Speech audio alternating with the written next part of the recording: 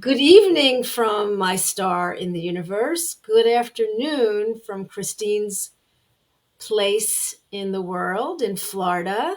So we are international, and each week, this is TMS Roundtable, and my name is Dr. Tovah Goldfine, and you all know I am one blessed human being to be relentless about going live each week and meeting amazing people, doctors and therapists, and people that have recovered or on their recovery program. Again, this is all about a process. So I met Kristin. I want to bring your name up. 1 second. I was doing my little searching where I do on Facebook, and I kind of got involved with this wonderful group about central sensitization. And this woman was very open to the mind body. And she said, I'd like you to come and talk to some of the people, be like a little bit of an advisor. So I go in there occasionally in the Central Sensitization Facebook page, and I leave some pixie dust about neuroplasticity, and people are very nice. And I've met some wonderful people. And a lot of them had reached out to me and said, I have a healing story. And I said, let's get together. So Kristin, I think I met you there, and that's kind of what happened. Can you remember? It was a few weeks ago when Yeah, I met you. somebody was commenting what they could do about something, and I just put what I do and what has helped me get to Did the you place that I'm at right freeze? now. Can you There you hear me? go. Come back again. Okay.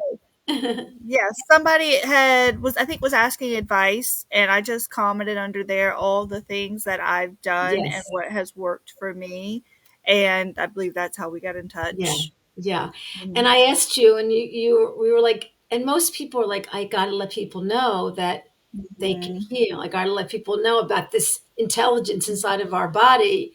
And, Yep. and then we spoke, and here you are. So I'm grateful to bring you into my holy studio. Christine King, you're from Florida. You're a mother. You're in school. You're a Wonder Woman. Trying. Share with our listeners, tell us about your wings and share from the beginning. Like, I like from the beginning. I mean, like, you're living your life and Mhm. you get the Yeah, COVID so vaccine or something. Yeah. no, I didn't get the vaccine, but I got sick in February of 2022. Now, the sickness itself wasn't your typical coughing, all of that. It was a lot of head stuff. I couldn't really stand straight. I couldn't think. Derealization, very dizzy all the time. Um, and it lingered for a while, and then there was March 2nd, 2022.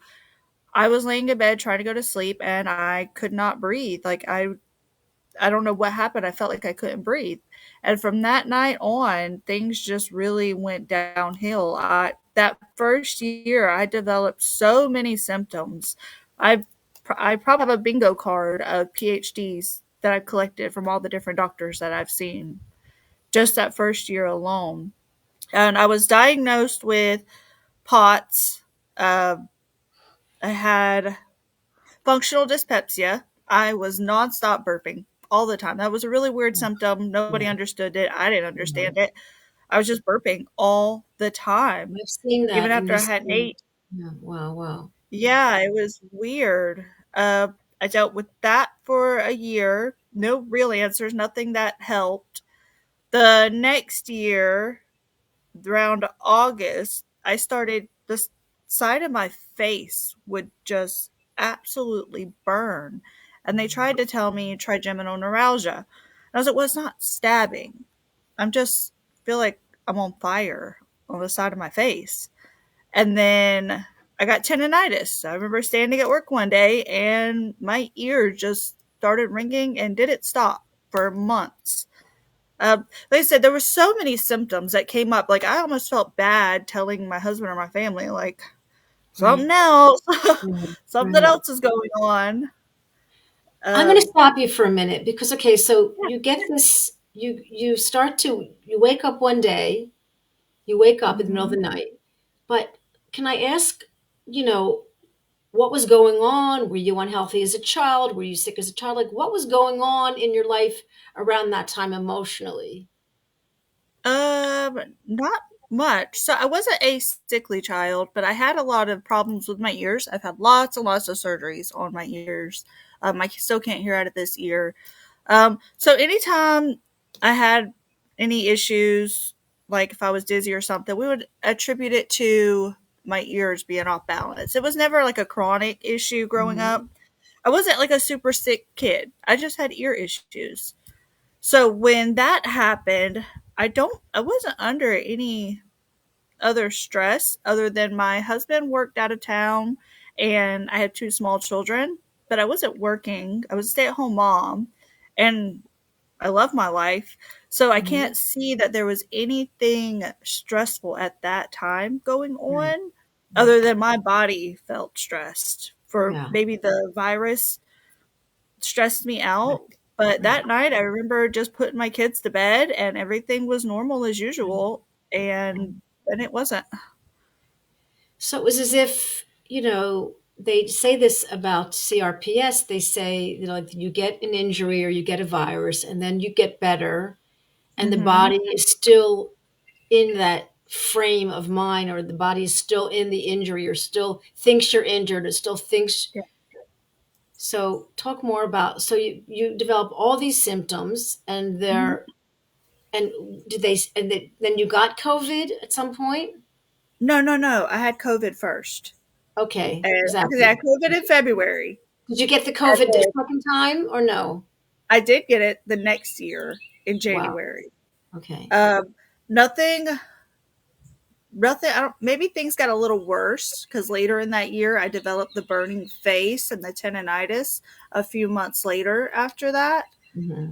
the COVID itself wasn't hard on me, like the actual sickness, but it was like both times that I got it, my body did not recover to back to where it was Right. before. Right. Like it just kept going down Right. and there Right. wasn't any answers. Like I just kept getting worse and developing more symptoms. Like my body was just screaming at me all the time, but I didn't know where to look or how to help it. It was all over the place. Right. Right. Wow. It's just a good, like your body was screaming at you. Okay, so maybe this is a good Yeah. point in the story, though I might go back to this, where you decided that screaming back is not the way to do it. Yeah, no. Okay, let's talk about No.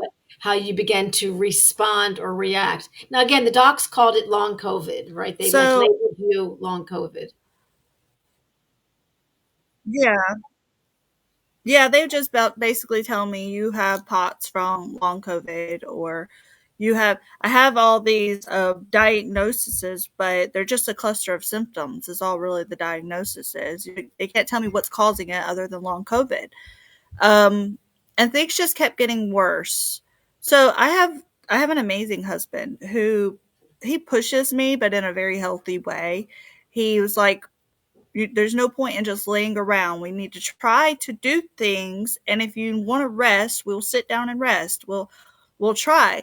So I took his advice and I signed up for school, and I did online school because I couldn't make going to class every day. That just wasn't an option. So if I did it online, I could keep my brain stimulated and off of my symptoms, and still feel like I'm doing something in life, so Mhm. to speak. Um, so he kept me going through it. So I guess there was always that bit in the back of my mind that this is my mind, my nervous system, because whenever I was actively engaged in something and focused on it, I didn't feel symptoms. Like Wow. and it Say was that really again. Say that weird. again. Say it again. Say it again. Whenever I was actively engaged and focused on something, I wouldn't I if I had them, I didn't notice them. They weren't the all being in my life anymore. I was able to focus on whatever. So I started doing that. I downloaded Duolingo on my phone just so that I could focus on that and just try to stay engaged and focused in something that excited me to take my mind Excellent. off of my Excellent. leg. So Yeah, excellent. later that year I did sign up for school and I was going through all of that. Things got worse January of last year. So that would have been 2024. that is when the pain kicked in. So that was, I got sick, but it wasn't COVID. I got strep throat. It was going around. All the kids were getting it. I got strep throat, and while I had it, my legs started hurting, and it was an excruciating. It was mostly in one leg at the time. Excruciating, felt like a muscle cramp, squeezing barbed wire pain. Wow. Um, and I went to the doctors again. They checked my B12, my potassium, my magnesium. They checked all the things for your muscles, and everything was in range. I was still textbook healthy. I was like, this doesn't make any kind of sense. What's going on? Uh, so last year was the year that the pain started.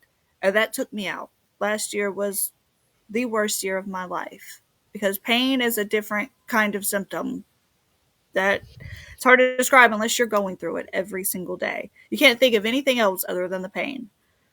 So I went through last year just making it as much as I could. I secluded myself. I've lost friends. I've lost all social circles just because it was easier. Because I felt like I couldn't talk about anything other than the pain. You Right. can't Wow. focus on anything else. Right. There was one day I was sitting in my living room trying to do my homework, and I couldn't even focus my way out of the pain. And I remember just crying and yelling at the sky, like, I got to figure this out. I'm supposed to start my major. I was just doing prereqs. I'm supposed to start my major next year. Something has got to give. And not long after that, somebody suggested the book The Way Out by Alan Gordon in a comment under a fibromyalgia Facebook page. And I was like, I got nothing else to lose. So I got on Amazon and I ordered the book. And from then on, everything has changed. Like my life Wow. has changed since then. Wow. This is such proof, that neuroplasticity and having a relationship with your brain can affect every symptom, every potential set of, injury. Like, it just goes to show it's really coming from the brain, the nervous system. Anyway, I forgot that part of it. I forgot. I thought it was the Sarno book, but No, it was The Way wow, Out, wow, Alan wow, Gordon. wow, amazing. So Mm-hmm. And I continue. think we all know this too, because whenever I would get anxious, because I'm a naturally anxious person, I've always been the Jiminy Cricket on everybody's shoulder saying, maybe we shouldn't do that. Maybe we shouldn't. What Let's if? not call that I was anxious. always I want to not. I'm going to interrupt you. We're not calling it anxious. We're calling it awareness. You're sensitive. Ah, oh no, you cut out. Oh, there you you're are. Hey. sensitive. You're aware. You Oh, are. yeah. I don't want to call anxious is actually not a bad thing. That people think it's bad. Anxiety is a protective Yeah. mechanism. So you had this, Hmm. like you were like, the U.S. Army. That's all. You were just, Yeah. and that came from underneath. That came from worried or concern or wanting control. It's called being human. I just want to put that Oh, out. I know. Okay. So mine would manifest in my legs. So a lot of people would break out in hives or they would get an uneasy stomach. Mine was all growing up, and I never thought anything of it. My knees would go weak. Like I need to sit down. And that was always just how it manifested whenever I had any of those feelings for me.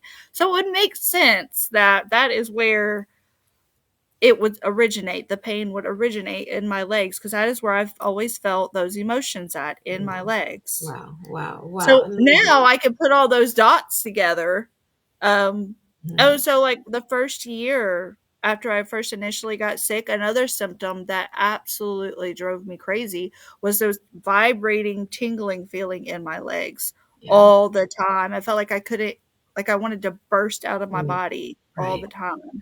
But it was always in my Right. legs. I just never made the Right. connection until So you read the way out. You're in now. Mhm. excruciating pain. You read the way out, and what shifts for you? What literally shifted for you? Did you do the pain processing therapy? Did you start the somatic tracking? Did you meet up with the therapist? Like, I'm curious for the audience to hear, for the listeners to hear exactly step Yeah. by step what happened next. Okay, so I had already seen a therapist before during the beginning of this, and she was trying to do somatic tracking with me, and it didn't work at that time because I was still in denial. I was still, something was wrong with me. In my mind, they just hadn't found it yet. So the somatic tracking at the time didn't work. So when I tried it again after I read the book and I got on YouTube and I wanted to read all and watch all the success stories, I found Tanner Murtaugh and Jim Prusik and Dan Buglio. Um, so Tanner Murtaugh and Jim Prusik with their somatic tracking is what led me to start how I did my somatic tracking. I started talking to my pain as if it was a small child that needed comforting. Instead of saying, God, get out, Mhm. being afraid of it and just crying because it wouldn't listen, I was like, well, I'm just going to sit here and listen to it. And I'm going to talk to it. You're there in excruciating pain, like would you say like a number 10 pain?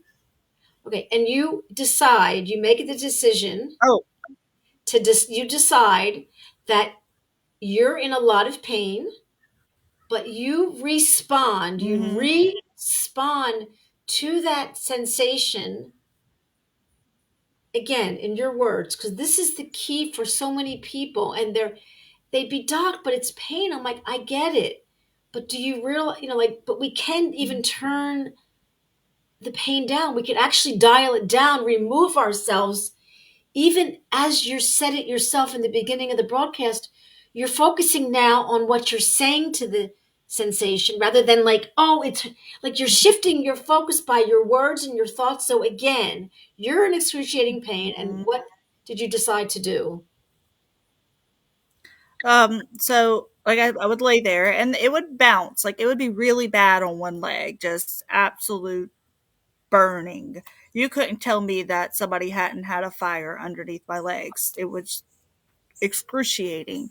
And I would talk to it for a little bit and it would die down after a little bit. And this isn't a quick, give it a few words. Like I had to sit there and have conversations with my pain, like back and forth, and I'd move on to the next side and talk to it over here. And then after a while, it would just kind of mellow out. Now, it wouldn't go away, Mhm. it would get down to a level that was manageable for me to go to sleep at night. Would it always And because that was when respond? it was the worst. It is the worst for me when I'm sitting and sleeping. Right. Would it always What's that? respond? Would it always respond in some way to your compassion and being loving and aware? Would it, and if it didn't, say it didn't respond, it sounds like you still had the patience to be like, okay, like, I get it.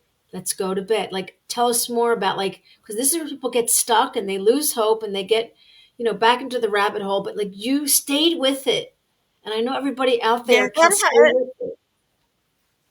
I didn't feel like I had any other choice. Like, what was the alternative? Sit there and just deal with it and do what I've been doing that wasn't working?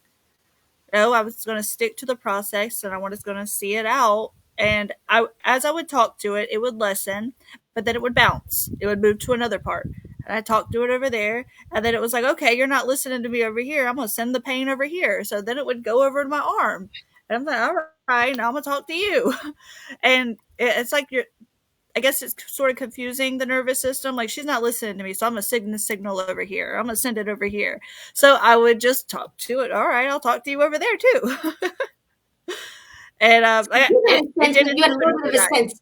You had like a little sense of humor with it, like, Yeah, okay, you know, yeah, um, yeah. I do have a sense of humor with yeah. it. I Well, literally channeled Matthew McConaughey, and I'm like, it's all right, all right, all right. Like we're okay. it's really important, the sense of humor. And Doc Hanscom always talks a lot about, the joy, and we do know about laughing.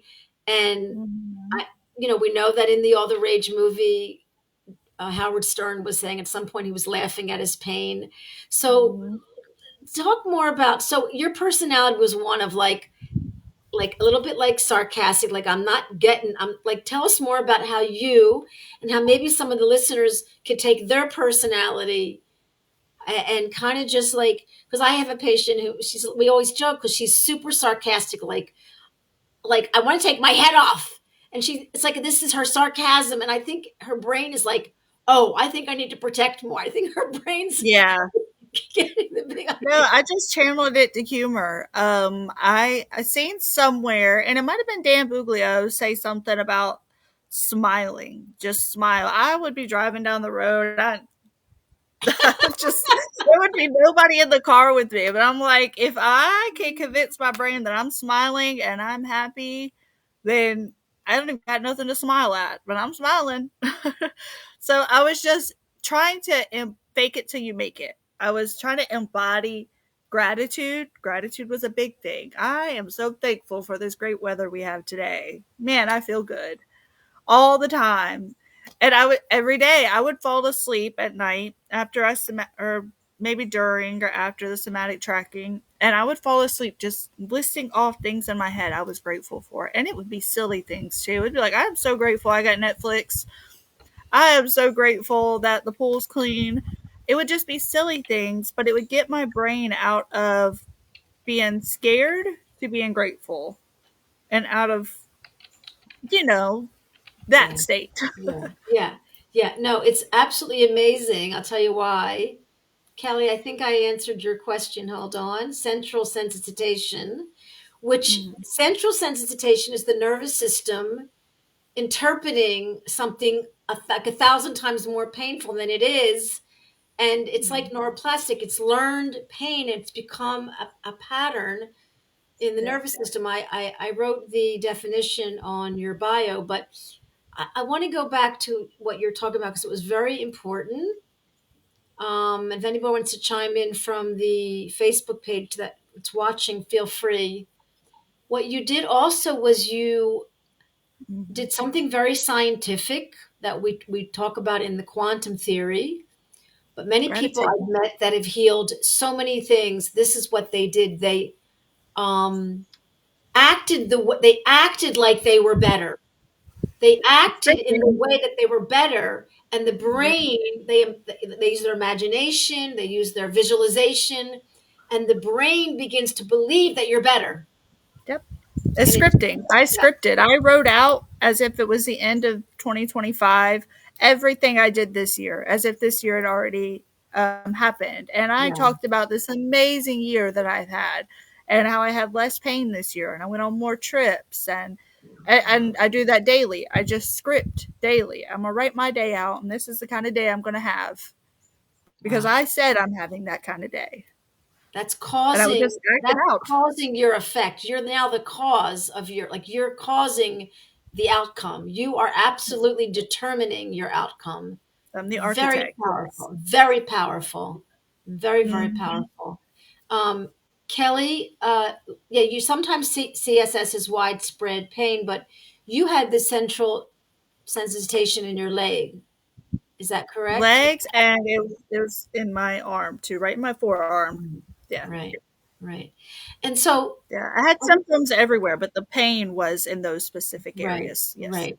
And so I want to go back a little bit and then go forward to just Sure. understand. I remember we spoke about in our prep that, you were handling a lot as a mother. Your husband was traveling as great as a partner as he was. You were like a single mother, Hmm. raising two kids. You were getting back to school and you were, you know, you there might have been some financial stress, there might have been some, but there were no big traumas, there were no big triggers. There was just there was also talk a little bit about your personality because you had mentioned like you're a perfectionist and you want to get things done and you like to please people and these. So Yeah. when you read the book and you tried to understand like why did this person have COVID and she's fine and why did I kind of get sucked into the rabbit hole of long COVID. Talk a little bit about so you could understand yourself and not judge yourself. How did you come to terms with and have a relationship with who you are and love that, even though it was the part of you that you know left you vulnerable? Talk a little bit more Mhm. about that. So I have it's something I always knew, but I didn't realize how much of it had an impact on me. I don't like to be yelled at. I don't like confrontation. I don't like to upset people in any way. whatsoever. If my food is wrong at a restaurant, I'm sorry, I don't want to embarrass you. I'm just going to eat it. And I'm just like unfortunately, you. yeah. So I don't know if maybe I didn't get out what I felt like I needed to, and my body just stored onto all the stress all the time. If I had an issue with something somebody said, I'm just like, I really wish they wouldn't have said that, but I'm not going to say anything about it. I'm just going to detach. And I never spoke up for myself. I never did. I was always a people pleaser. I avoided people that were negative and angry all the time. Now, you can't always avoid that. You're still going to come in contact. So I was not prepared on how to handle that. My body would immediately tense up and I wouldn't know how to handle it. So I think that me being now, there wasn't a situation that this happened. I just think that I primed myself for this, for doing this my entire life. I had already primed my body to be so tense and in survival mode that if I'm ever in a situation where there's a confrontation or somebody's mad or yelling at me, that I'm just stuck. I'm stuck in survival mode all the time, head on a swivel. I shouldn't have to be. I shouldn't be. I live a great life. I got exactly what I want in life. But I feel like I'm primed for that, to just be stuck, to always looking for danger around me. And I'm Yeah, working through that. That's still a journey of teaching my body on how to respond in those right. situations. And it doesn't mean you went from, Darth Vader to James Bond or to, like, but what you did was you able to understand your personality traits, own Mhm. them, be responsible for them, see the good in them, but that they were Mhm. extreme sometimes. It sounds like you came to some sense of balance, and even Mhm. still what we learn is the awareness of who we are. Yeah. Just the awareness means we Yeah. can respond differently, and most important is you were stuffing feelings, and now you Yeah. could still be the same person, but you're not suppressing emotions and the brain isn't being triggered. So Yeah. amazing, amazing Learning woman. to tell myself this is okay. It's okay. So what? What Yeah, somebody does is not my business. yeah, But just yeah. learning that not everything has to affect me. It's not my business. Wow, I wow. am my business, and that's it. Just letting everything roll off my shoulders. Like I said, I'm still a work in progress. I'm still working on it, but I'm getting better every day at how to be the person that works best for me. Right, beautiful. Well, so well said. So Michelle is relating to you, and Michelle, we're all human. We all have this. We're all lean. Like we're good Yeah. human beings. People who get TMS and neuroplastic symptoms are sensitive, strong people. Mhm. So I'd love you to answer Aaron's question. Can you see it? How often and how long do you visualize? I have bad brain fog and lots of avoidance resistance. Okay, so I visualize pretty often. And we haven't talked about this. One of the other things that I would do on the days that the symptoms, the sensations were really bad, was I would mentally go to another place. My place is the beach, and I would try to use all my senses at the beach. I'm walking on the sand, I feel the sand. I hear the waves, I hear the seagulls, I hear my kids playing, I feel the breeze. And if I'm at the beach, my body is like, how is she having fun at the beach? Like, she can't be in pain if she's having fun at the beach. So I would do it for as long as I needed. And this actually worked for my son too when he was scared. So I was like, wow, this really is powerful. And once I seen that it actually put him to sleep when I had him visualize his happy place, Mhm. I was it encouraged me to keep doing it. So now I go to the mountains, I go hiking, I go to all those places in my mind for as long as I need to. I Wow. just get out of my own head and go to a happy place and Yeah. use all your senses if you can, as much as you can. Beautiful. That's Really, what I have really. to say. I don't know if that'll help with brain fog. I mean, it should, but that's not what I used it for. But I don't see the harm in trying. Like it definitely Yeah. gave me peace and relaxation, so I don't see how it couldn't. Yeah. And I think to Aaron, what do you think of this, Christian? I think Aaron, when we avoid things, the brain can sometimes interpret that as like, wait, do you need protection? So, and the resistance becomes this, conflict on top of conflict on top of conflict. And so our awareness of that we're in conflict, and let me try to make this straight. We're allowed to be angry and fearful and sad. This is not about not feeling. This is about deeply owning your feelings, connecting to your feelings, knowing what you're feeling without judgment. And I Mm-hmm. would say, even if you don't like the part of your body, or even if you don't like what happened, can you love the part of you don't like? Can you love the part of you that's hating your body right now? Can you somehow like put the umbrella up for like understanding? And this is a bigger, it's almost just like love heals, and this is science. Awareness heals, because and also very important, our relationship of wanting things to go away or wanting things to change, and this is in the Alan Gordon work. If we let go of that outcome independence and we accept it, like, okay, it is what it is, then things Mm-hmm. change. So there's our Yeah. attachment, which you mentioned. So Aaron, listen, you're in the right community, you're saying the right words, you're asking the right questions.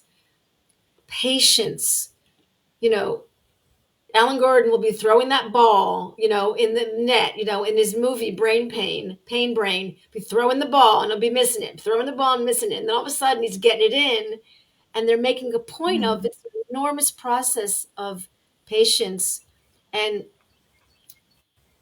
hope and Can I say belief. something about the avoidance?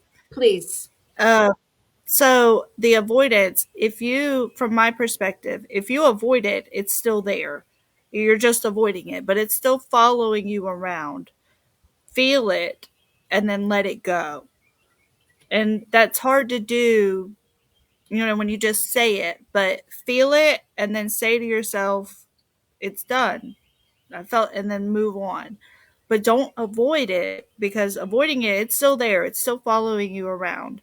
Feel the emotions and then let them go.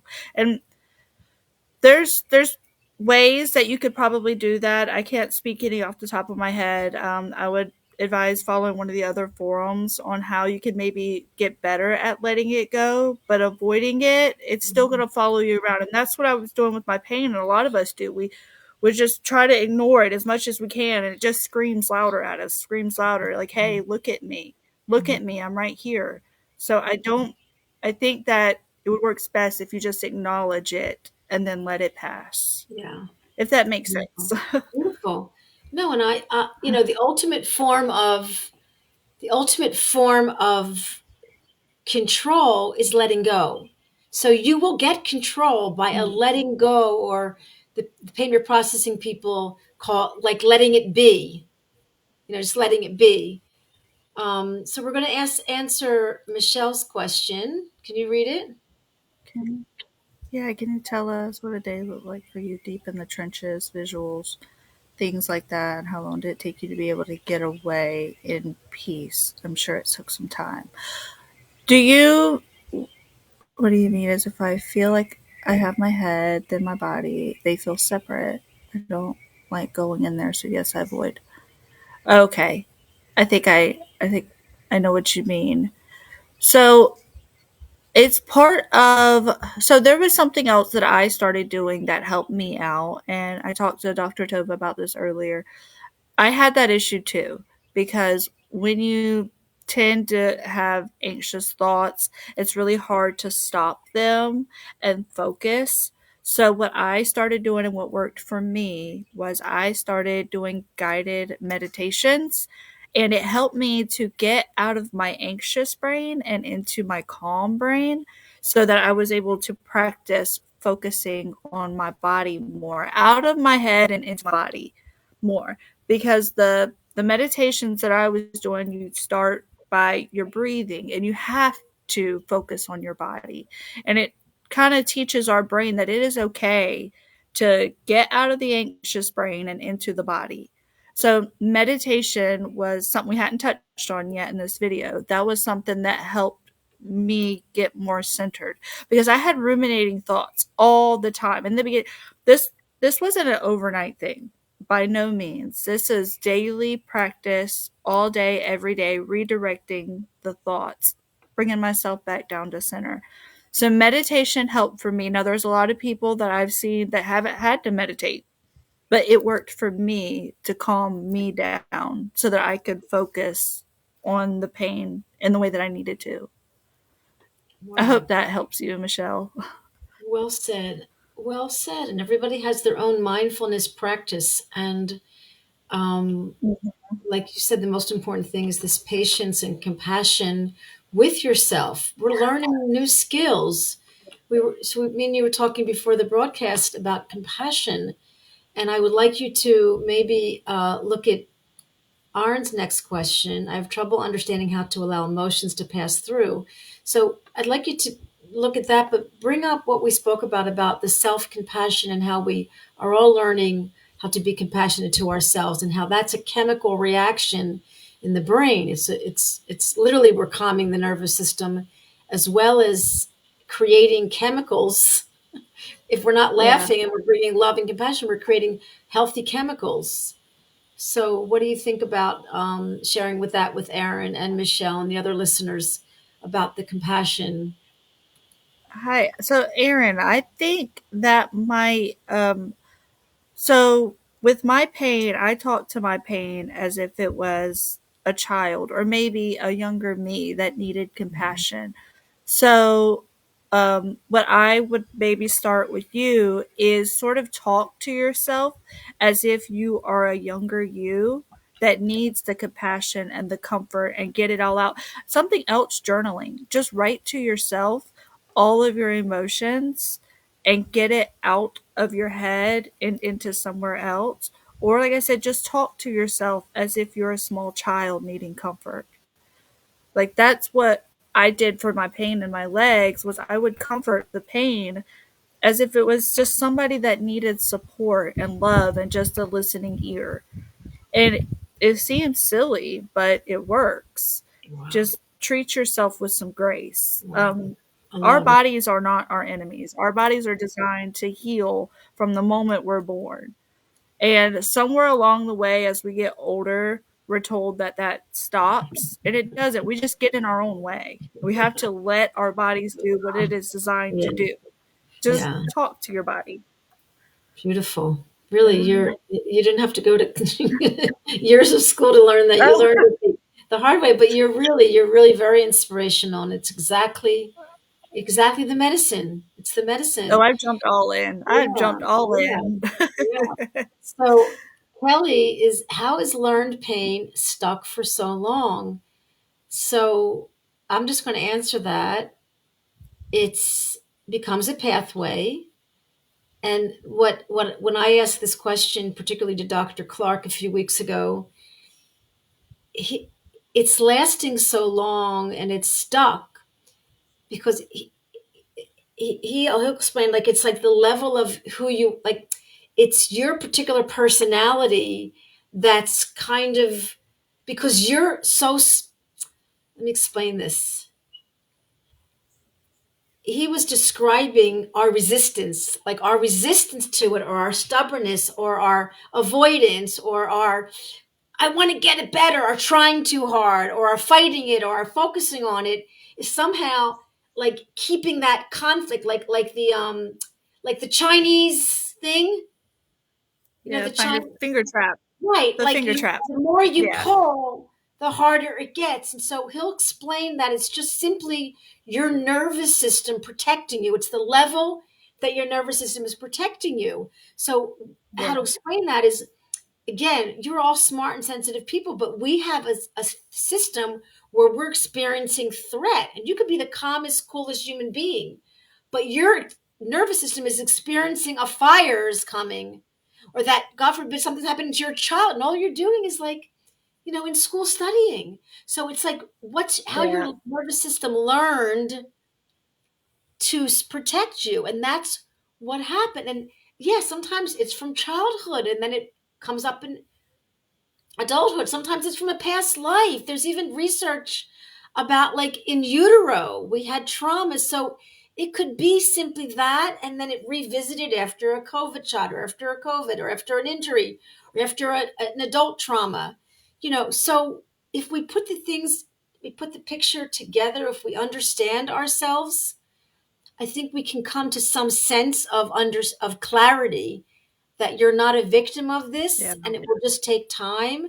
So Kelly, that was a long-winded answer, but what do you think about the nervous system and your particular experience and what you would say? So I would go a little bit more scientific, maybe, and use the phrase neurons that fire together wire together. So when you do something so many times over and over again, like learning to play a sport or anything, it's a learned habit. And the goal is to sort of override that habit. And you might not even realize you've been doing it for so long. And it goes back to with what Aaron was saying with resistance and avoiding it.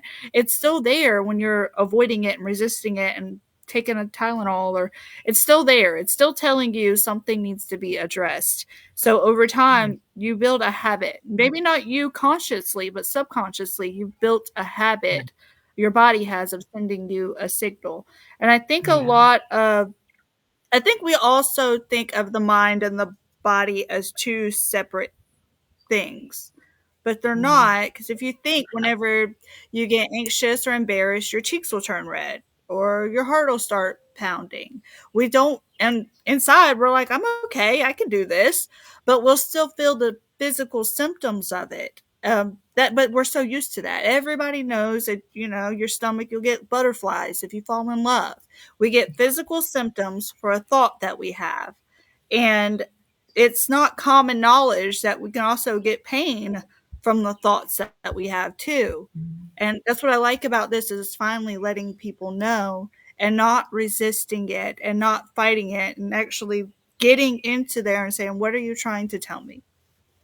That's just my Well, no, the neuroplastic workbook, the PRT workbook, which came out of the Alan Gordon work, they Mhm. simply say it's a very good workbook. I highly recommend it. It's very user friendly. It's very simple. It's an incredible workbook with meditations and journaling prompts.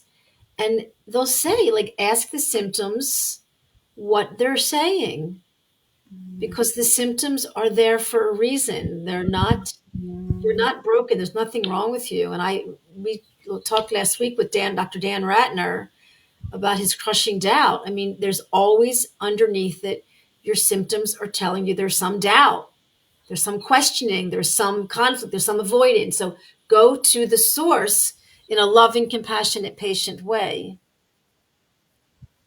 Yeah, it's not easy, Kelly. It is not easy. It is daily work. It's daily work. Yeah, for me, I had to look at it as I love myself, but I had to love myself to address the things that were not working for me. I had to change the way I responded to things in order to see a change in my life. Um, Maybe you can answer that last Yeah, question. I don't think anything causes flare-ups but the nervous Yeah, system. I don't think yeah. sugar may be a trigger, but Oh, I well, I do don't. have something to say. I can say Oh, about that. wait. But I Yeah. think it's fascinating about, it's never the food, it's your relationship with the food. It's Yeah. not the trigger, it's your relationship, response, or reaction to the food. And this is very important. So don't even give that sugar the power. Don't give that sugar the power. Now, I happen to Yeah. think you should eat everything in moderation. Be Mm. moderate, be balanced, but sweetie Kelly, don't do that with the sugar. I thought everything during my process of all this. I went through every single elimination because I thought avocados were doing it to me, dairy was doing it to me, gluten was doing it to me. I cut it all out, and that wasn't the issue. Yeah, It wasn't the issue. Now, yeah, I might have felt better for a little bit, but then it would come right back, and I was like, "Oh, well, yeah, that was like a placebo." Like, yeah, that wasn't it. I think that your mindset, if you're already this was predetermined that it's going to bother you, then it'll probably bother you because you've already set your mind on it. And anything that happens, you're going to say, yep, it was the sugar. Yeah. And that might not actually be the case.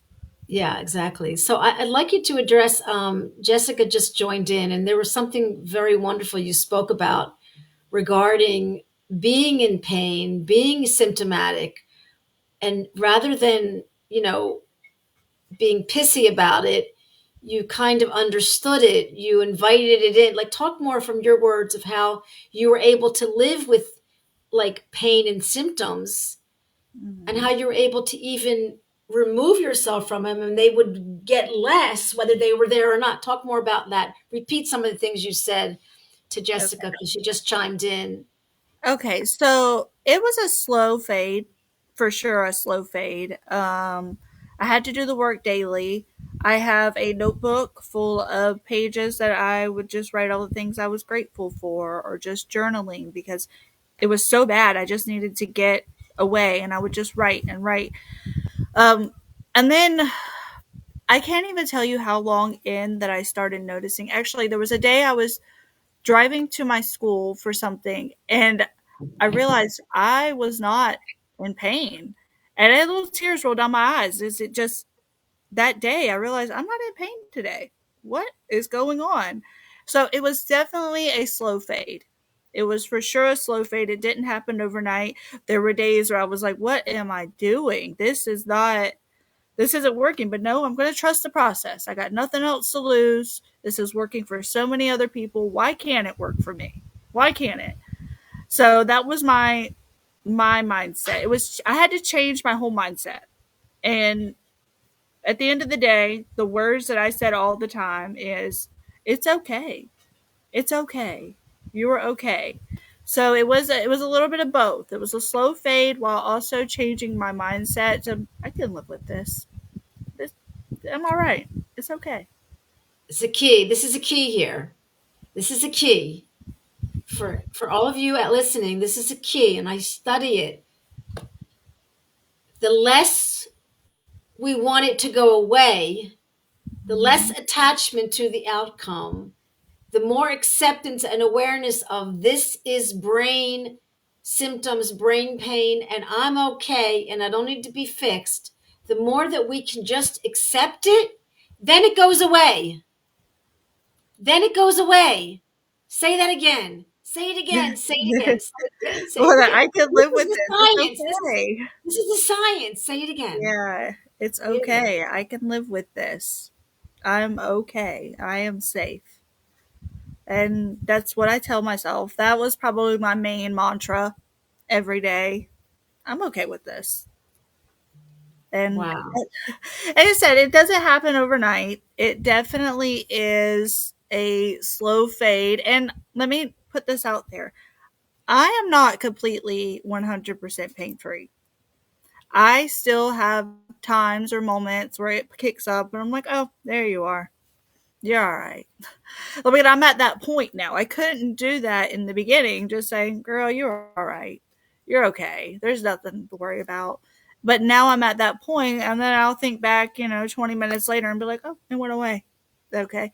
I just, uh, what did Sarno say? You just live your life. Mhm. And I Mhm. wouldn't focus on like, oh God, it's so Mhm. bad. This is so bad. And I know for all of you reading or listening, that seems impossible because I was there. It's like, what is she talking about? It doesn't happen overnight. It takes a while for you to get into the habit and your brain to get into the habit so that it stops sending you the danger signals as strong and the knob turns down. Now, I Yeah. would like to say that one day the knob will be turned all the way down. But that wouldn't Yeah. that be great? But I'm okay. Like I'm Yeah. okay with where I'm at right now. Yeah. Well, would you like to share a little bit about what, your symptoms were saying to you?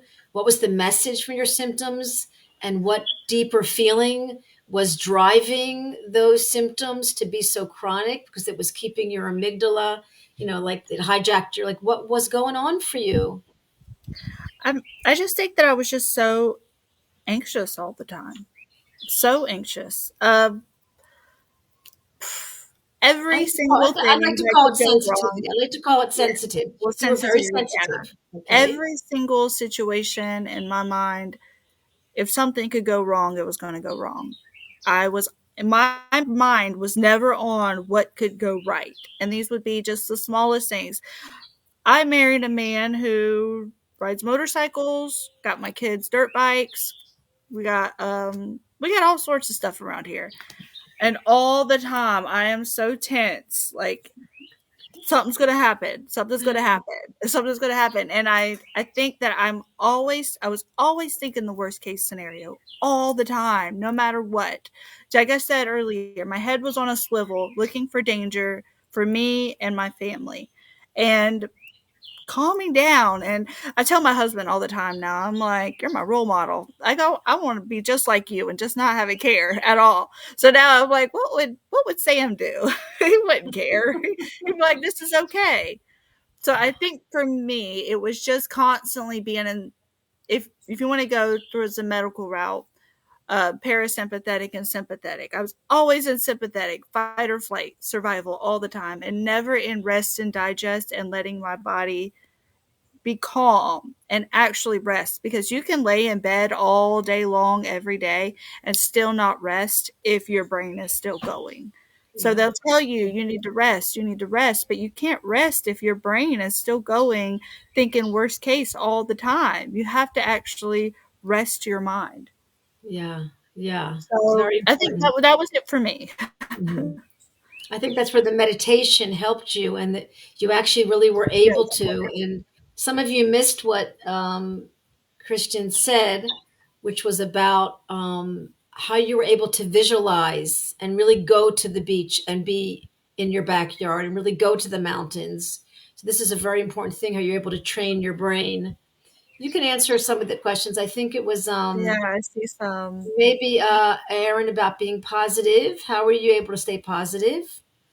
Can I just mention that? Like for some of the people I've interviewed over the years, they had a mission. They had like a goal. Like I want to be able to lift my child. I want to be able to go to college. Like they had a carrot, and because this guy Yep. studied major athletes, and it was like they kept going. And so it's very good to have a goal. Like I want to Yes. be out of pain. I want to be. I can. You can want to be out of pain. Like you can want to be out of pain. That's okay. But let that be your goal to be able to accept the pain. Because I'm telling you, when you accept the situation changes to be exactly what you want. But the idea is to have a goal. I want to get this done. I want to get that done. I want to go here. It's a very important little concept to have a mission. So that's kind of Yeah, a mission based. That was a lot for me. I My kids are 8 and 12, and I want to be a grandma, and I want to play with my grandkids, and like I said, I want to go on our trips. I still want to do all that, and that is what I that motivated me. Every single day I imagine myself as a person who does that, who does those things that I want to do. I don't imagine myself as this woman in pain who just wants to curl up in a fetal position in bed. I don't imagine that for me. I visualize myself as the person who I want to be all the time. And that is what keeps me positive, even on the bad days or the days that things are a little bit rougher. Mhm. I remember that I do have a mission. I have a goal, and I'm going to keep going until I get there. And Wow. that's what keeps me going. Yeah. Wow. I don't know if you can answer Ayelet's question because I'm not sure you had things going on. Did you mention your things going on with food Yeah, sensitivity? well, other than I thought um, that everything I was reacting to everything. How do you keep the separation between? Um, Honestly, I don't have much of an answer for that. It was once I got to the point that I am during this journey, I would splurge and eat cake and ice cream, and I wouldn't have symptoms. So, looking back now, I realized that wasn't it. It wasn't the food doing it. It was my reaction to what I expected to happen.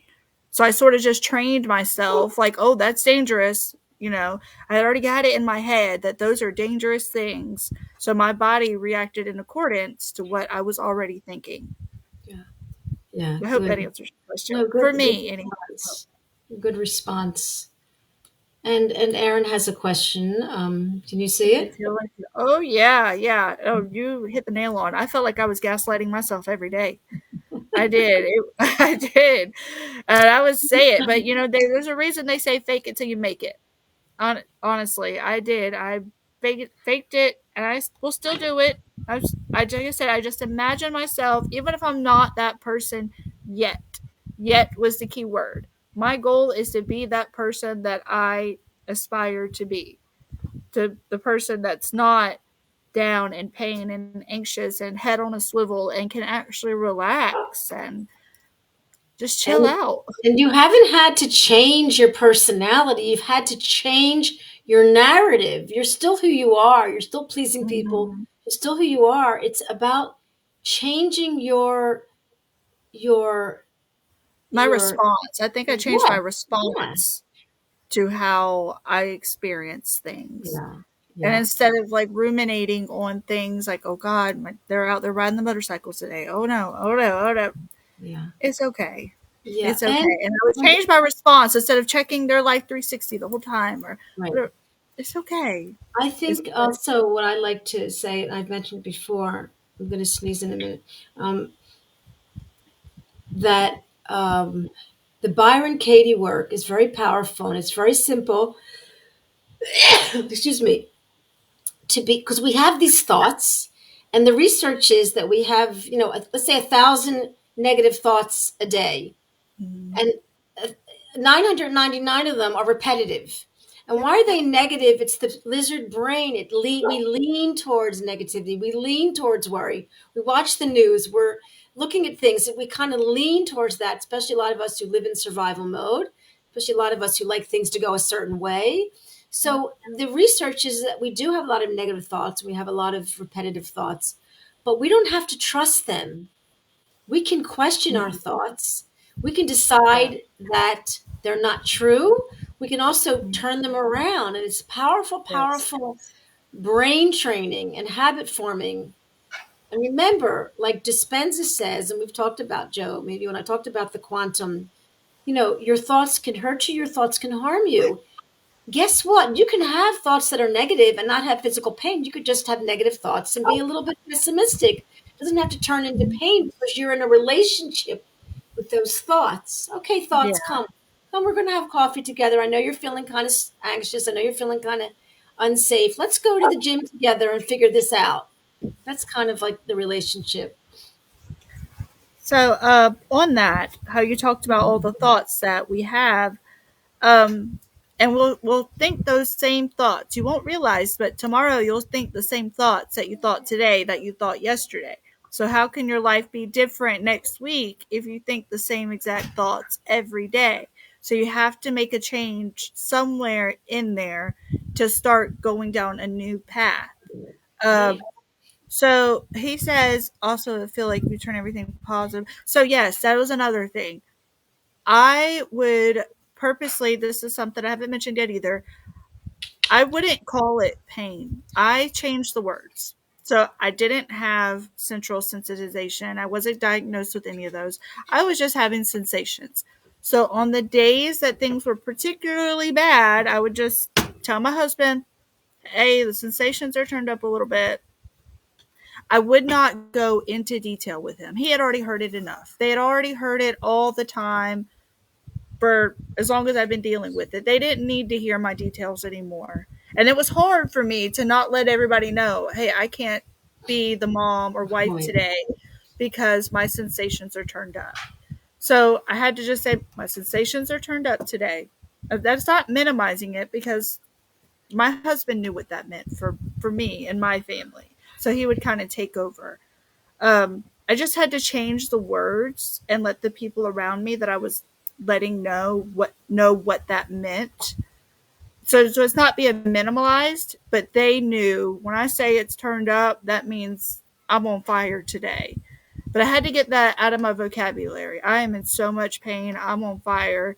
I just had to change the vocabulary, and luckily they knew what that meant for me without feeling like it was being minimalized. Yeah. Beautiful No. explanation. Sorry. Really beautiful explanation. It's okay. This is like the real thing. We're not like on CBS or TV. This is like my office. This is my bad hair day. This is your great hair My day. kid has been like right behind the camera, and I'm like, hold on, hold on. Okay, so listen, we're gonna wrap this up.